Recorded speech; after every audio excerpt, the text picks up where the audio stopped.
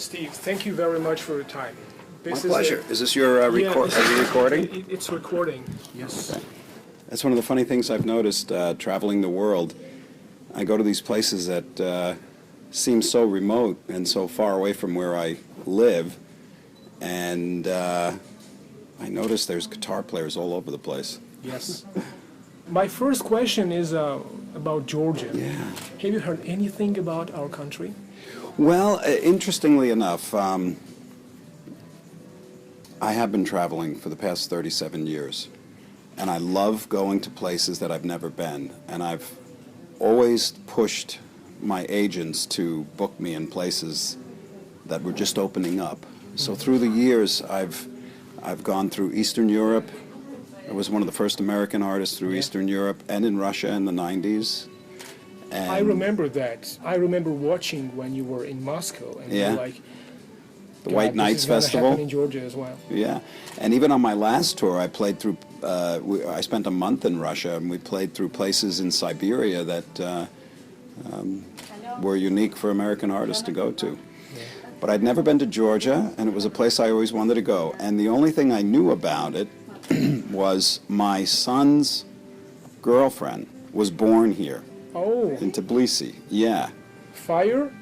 Julian. Julian, the Julian, younger one. yeah. And her name is Julia Marikogovich. But that's not the Georgian last name. Probably she was born here, but yeah, and I could be getting the name wrong. But she told me about it, and I did want to come some years ago, but it was a little difficult because there was some political stuff going on. The Russian-Georgian war. That's right. Yes, and occasionally I have to jump around. For instance, I started going to Istanbul many years ago, and it was on my tour recently, but unfortunately we had to cancel it. So there's times where I can go to places and times where I can't, but I'm so grateful that I'm here now. And just, you know, pulling in last night from the airport and driving to the hotel, it's such a beautiful city. And the young man that was part of the promotion team was telling me a lot about it. Yeah, we have a unique language and our own alphabet. Yeah? Yeah. Okay. We write Georgian alphabet, which is one of the few writing systems. That's cool. And we are one of the ancient nations, actually. Georgian states, they were called Iberia, Georgian Iberia, and Colchis. They were back in like thousands of years ago, running quite successfly. I heard a little bit about that. Yes, Very interesting. they would certainly tell you that the basic facts about Georgia. Yeah, yeah, and they did. But they also mentioned it's quite a diverse, a very tolerant and diverse religious community. You can see Georgian Orthodox Church, mosque, and synagogue just that's nice. Very close locations. Pageant and Warfare is one of the greatest instrumental albums of all time. I was 8 years old when my cousin gave it. And by the way, we were under Russian occupation, but Soviet occupation. But still, he got that record. I don't know how he managed that. Yeah. And you are playing today as a part of a world tour in Tbilisi. And I always wanted to know, why did you choose the name Pageant and Warfare, and what's the story behind that? Can you tell us the short story how you did that record, just to sum it up? Well, when I was young, some of my first musical memories were an attraction to the idea of composing, and but when I was a teenager, I discovered Led Zeppelin. So I always had this kind of fusion of music desire, which was compositional but had rock edges to it. And I loved the guitar, so I had all those great guitar heroes in the 70s when I was a teenager. And I had some great experiences in big rock bands. But there was always this kind of music that was resonating inside of me. And when I decided to record Passion and Warfare, I felt as though I was actually turning my back on my entire career because it was such a different kind of a record. It wasn't a conventional guitar instrumental record. And also, but that allowed me to, it created sort of an opening to really doing whatever I wanted to do, because I had no expectations for its success. So I just felt, I just need to do this kind of music, you know, it's what I want to do. And whenever you do something creative, it's a little snapshot of who you were at that time. And although most people know me as a musician, or, you know, the people that do know me as a guitar player, but throughout my whole life I've also been one of those guys that have always wanted a clear understanding of sorts of what's going on, as far as why we're here, what is human beings, what is life, you know, the meaning of life, so to speak. And it led me through a lot of interesting esoteric philosophies. And at the time I was recording Passion and Warfare, there was kind of a intense struggle in me between my conventional religious upbringing and my desire for freedom in all aspects of my life, creatively, sexually, you know, all these things, you know. So there was always this, like, whenever you're conditioned religiously, sometimes there can be tension or confusion, because religion can be very rigid and place a lot of rules and regulations on an unsubscribing psyche that doesn't really resonate with it. So when I came up with the title Passion and Warfare, it was more of a reflection of what was going on with me at the time. There was a deep passion in the music. I recognized that because I really loved what I was doing. It was just an intense focus. But also there was this sort of warfare of sorts, and it's not uncommon. And, you know, it's a phase that people can go through. If you're lucky, you get through it.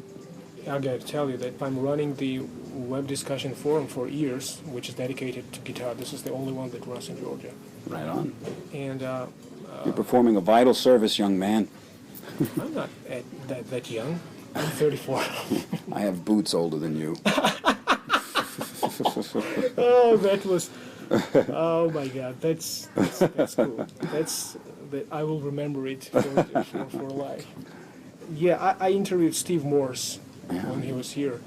And I asked him the question about G3 experience. And do you know what he told me? He told me that for me, it was going back to school. Yeah. And I learned from the masters. That's his word. You've been running it from the beginning. And musically, what did you benefit from Wow, it's unquantifiable. Yes. You know, because it's so vast. G3 started when Joe Satriani called me up and explained it to me and asked me if I wanted to be a part of it. It's actually his entity, so to speak. And I've been on most of the G3s. And it's always just such a blessing and a joy because, first of all, Joe is a master, beyond, you know. And all of the other musicians that have come into the fold that I've played with are all completely accomplished in their field, confident, and have really contributed to the voice of the guitar in contemporary guitar playing. And when you're standing alongside of them, you feel like you're with greatness. And they inspire you. That's one of the great things about the G3 experience, how it inspires you to be the best that you can be.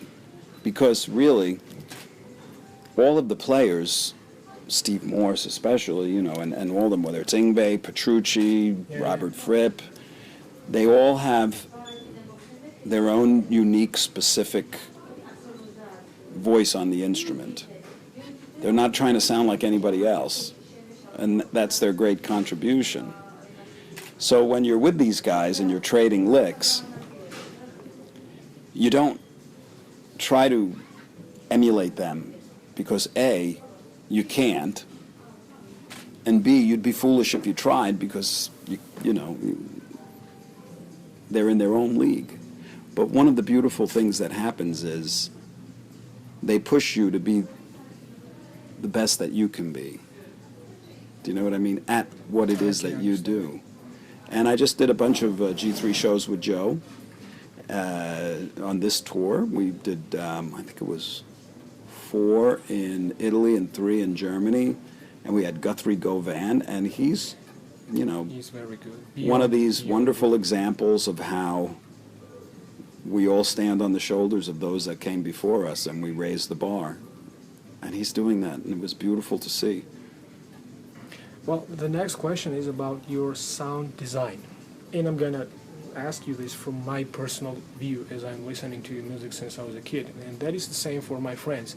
We feel like the older Vai, like Patient Warfare, Fire Garden, it had more aggressive distortion. And then it's not as aggressive as it was before, at least on an official record. Well, I'm one of those guys that's always interested in technology and embracing what resonates with me. So if there's something that comes out, I'll try it. You know what I mean? And I'll if it fits your where I want to go, I'll incorporate it. As far as my earlier work being more aggressive, could be.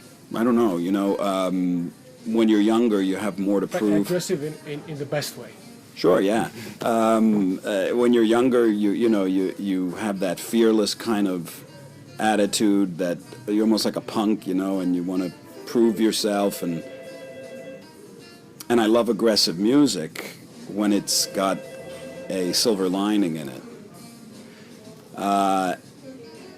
But some of the most aggressive tones I've recorded are on Modern Primitive, the new record that's with Passion and Warfare. I mean, if you listen to, Dark Matter, there's some very aggressive guitar tones. I heard one track with vocal sample. Yeah. Yeah, that's the first track. Yeah. That record, most of that material was tracked before Passion and Warfare. It's like, you see, it was that the reason why it's released with Passion and Warfare is because it's, if somebody's familiar with my first record, Flexible, it's very experimental, bizarre, innocent, you know. And then there's Passion and Warfare, and it's a huge leap. But all in that in-between period, I was recording and writing music, and I had a band, but I never released any of it. So I always thought I'd like to release it someday, and I did. I finished it recently. That's why it's called Modern Primitive. And you can hear in it, if you listen to that whole record, the progression between Flexible and Passion and Warfare. But there's some pretty aggressive tones in there. I try to exaggerate my emotional states when I'm recording or creating something. So a song is can be like a snapshot of an emotional environment. Do you know what I mean? Absolutely. So when you enter that, when you allow the deeper that you allow yourself to enter that emotional environment, the more that's going to reflect in the power and the intimacy of the song. You understand? Absolutely. I mean, it's, if you're just sitting there, some chord changes, and, I'm going to just do these riffs. You might have a very nice song, but the depth of a piece of music comes when you're passionately invested in it. And there's no end to how deep you can go. Mm-hmm. And you can see that with the way various genres are evolving through time. Has music ever been as aggressive as it is now in that field of, metal? No. Shit's heavy, So I do the same thing. I continue to push my own investment in the music. So maybe I'm not as aggressive as I used to be mentally. I'm much more peaceful. I guess that comes with age. But still, there's a depth that I seek that has no bottom. Vai Academy, this is a successful project. and you instruct hundreds of youngsters. How would you evaluate the level of those students that come to you? I think they're quite amazing. You know, it's across the board. There's everything from guys that could hardly play one note without hitting three strings to guys that are just absolutely raising the bar on technique. I see everything. And I enjoy it all equally. Do you know what I mean? Because Absolutely. I love watching people play the guitar. I love watching young people even struggle to play and then make a little discovery, you know? And I've always felt very close to teaching. When you teach, you learn, you know? And I've had such rich experience, you know, and there's so many things I've discovered about finding your own voice, being an independent musician in the music business, you know, and there's just so much, you know, touring, what it's like to be on tour, how to understand your audience, how to find your own flavors in the music. And these things you can't really learn at a school, you know, because a lot of those people that are teaching haven't had the vast experience. Some have. So the Vai Academy is a great opportunity for me to share a lot of these things that I've learned through the years, and I love sharing it because I love seeing the bar being raised in all fields. And right now, at this time in history, there's a paradigm shift taking place. It's in all fields. It's in business, it's in government, it's in the food industry, it's in art, it's in all sorts of commerce. It happens every several hundred years or something. It's just like a paradigm shift. And I see it in the little community that I'm involved in, and I love helping to be a stepping stone in it. Social media is a great thing, and we can discover new artists every day. But their playing is predictable. Absolutely. They are technical players. They squeeze everything like tapping and arpeggios and Yeah. every kind of picking technique into music Yeah. piece. We miss the melody that you and the other big names have set as a standard in instrumental rock guitar. And I've always wondered, why is there a gap between your generation and a new generation of guitar players? For me, it sounds very technical, Yeah. but there is no melody, no emotion.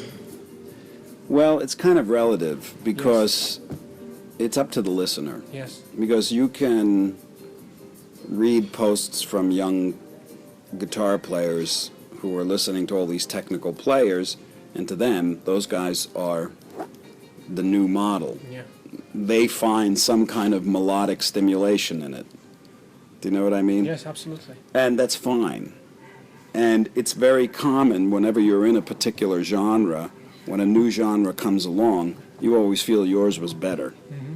Do you know what I mean? You always say, well, you know, well, they're not doing this, they're not doing that. You know, what happened to this? What happened to that? I mean, my parents felt that way about their kids' music.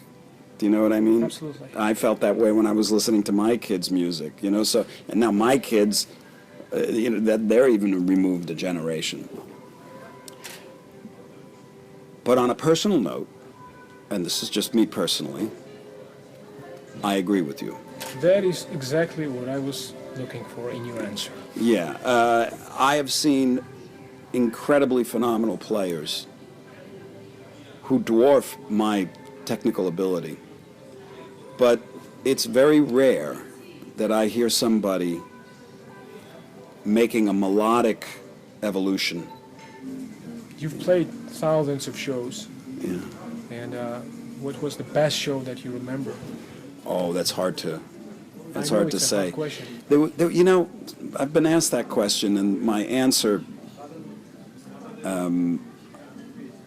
okay, I think it was on the Real Illusions tour. Okay. I was playing in Barcelona, and it was in this big club. Do you remember the year? I can't remember the year. I was very sick. I had a terrible, like, flu, almost like pneumonia. and I had 2 shows in one night. Because the first show sold out so fast, we added another show, and this was before I got sick. And the first show was very difficult.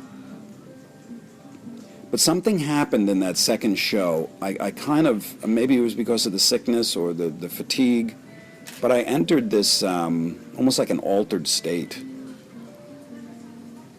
And I felt as though I was about a foot off the ground the whole time. And everything that I did flowed. I was completely connected the whole show. I don't know if that was the perception from the audience. I don't know if somebody in the audience might say, oh, that was one of his okay shows, I've seen better. But for me, my state of mind was I was very present. I was entirely present for the whole show. Was it my best show? I don't know, but it's the one that sticks out. It's one of the ones that sticks out the most. Yes. But I always hope that my best show is my next one. Yes, that's what I hope.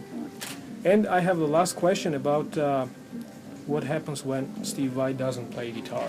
Like, what's your everyday life like? Well, as far as if you took all the music and the family, yes. I spend a lot of time reading and watching and listening to spiritual discourses, by great people like Eckhart Tolle, Krishnamurti, Abraham Hicks.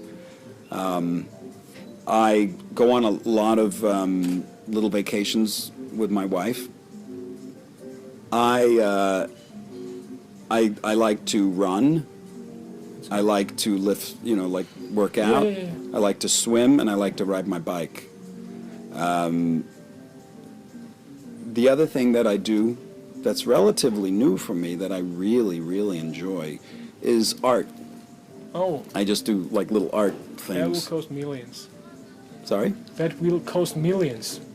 Who knows? I don't know. I don't look at it that way. But on my website, I posted a little video of my art and the progression of it.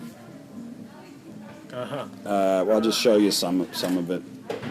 It's just doodling and stuff, but it turned into something that I really enjoy doing. I mean, it started out like something like that. You can get it all on the website. Wow.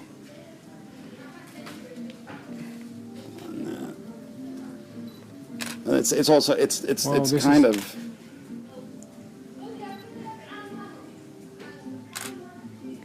But yeah, this reminds me Fire Garden. Yeah, sort of. Yeah. Because that guy's a real artist. You actually painted yourself, I guess, the cover for the Fire cover. Garden? No. No? No.